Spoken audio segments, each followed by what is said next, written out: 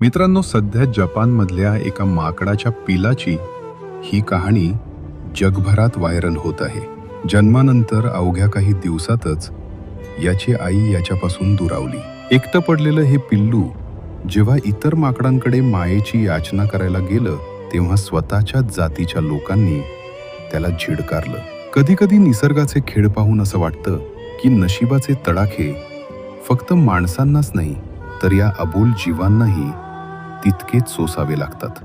ज्या वयात आईच्या कुशीत ऊब मिळायला हवी होती, ज्या वयात आईच्या पाठीवर बसून झाडाझुडपात बागडायला हवं होतं, त्या वयात हे पिल्लू एका निर्जीव खेळण्याला आपली आई समजून बिलगलंय.